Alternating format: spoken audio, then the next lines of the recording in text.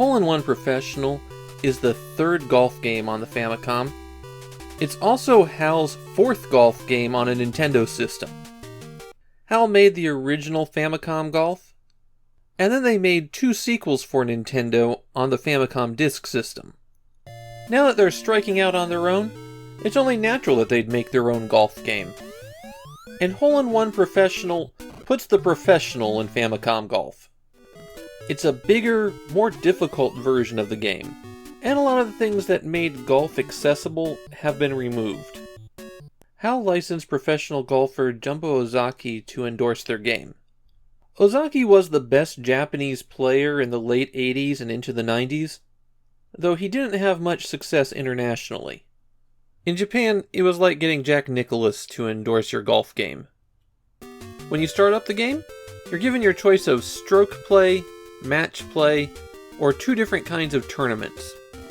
Stroke is just the normal do 18 holes and try to get a low score game, while match has you competing against someone and trying to win each hole.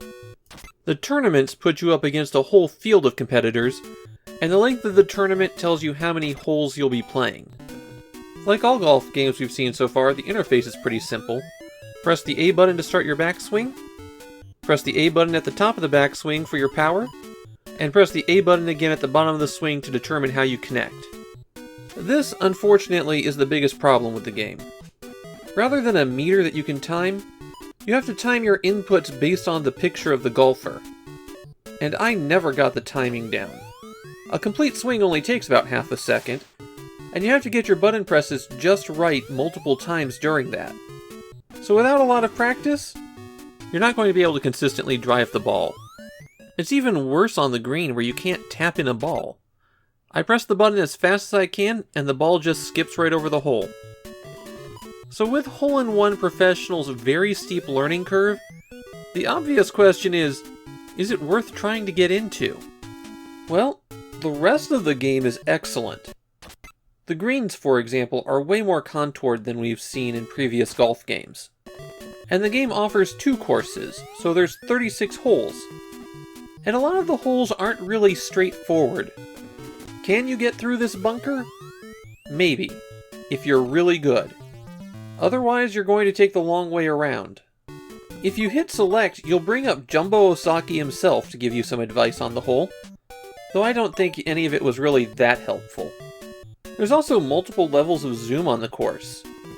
You have the big overview of the hole as you start up, a distant fairway view for when you're teeing off, a closer green approach view when you get up there, and of course the green itself.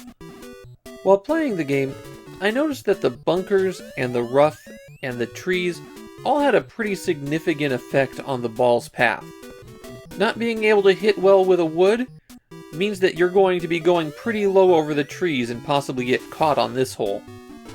And the rough has a variable result on the ball.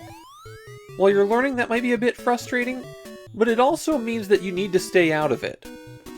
Hole-in-One Professional feels like it's the advanced sequel to the original Golf.